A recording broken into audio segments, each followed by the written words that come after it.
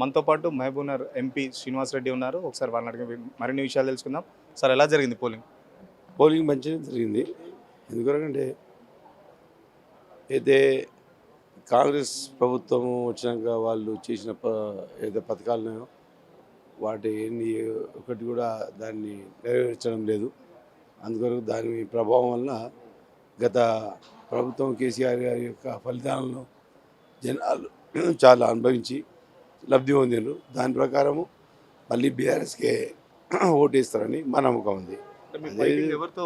మీ ప్రధాన ప్రత్యర్థి అంటే మీ ఫైటింగ్ కాంగ్రెస్‌తో అనుకుంటున్నారా? బీజేపీతో అనుకుంటున్నారా? మేము మా ప్రధాన ఫైటింగ్ కాంగ్రెస్తోనే. ఓకే. కాంగ్రెస్తోనే. ఇప్పుడు బీజేపీ అది కేంద్ర ప్రభుత్వం ఇంతవరకు మనకి ఏం చేసింది లేదు. మా తెలంగాణకు ఏ ఉపయోగమైన కార్యక్రమాలు లేవు. బీజేపీని ఎవరు నమ్మరు. కేవలము టౌన్లలో ఉంది కానీ రూరల్ ఏరియాలో బీజేపీ లేదు.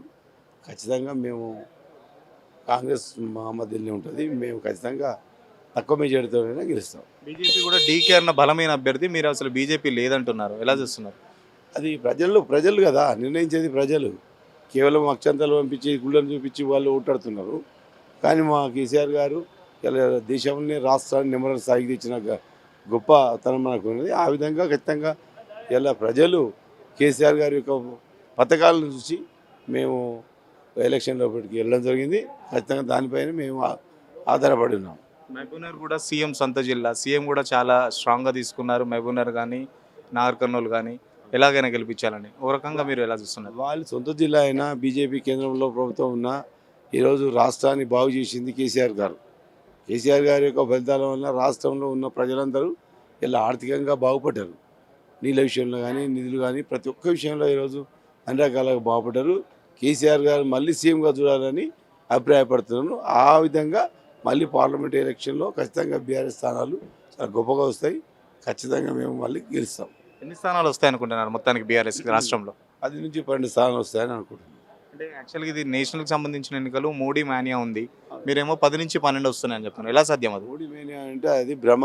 ఎందుకంటే ఇలా కేంద్ర ప్రభుత్వంలో ఉన్న బీజేపీ కానీ రాష్ట్ర ప్రభుత్వంలో ఉన్న కాంగ్రెస్ కానీ రాష్ట్రానికి చేసింది ఏం లేదు. రాష్ట్రానికి చేసింది కేసీఆర్ గారు.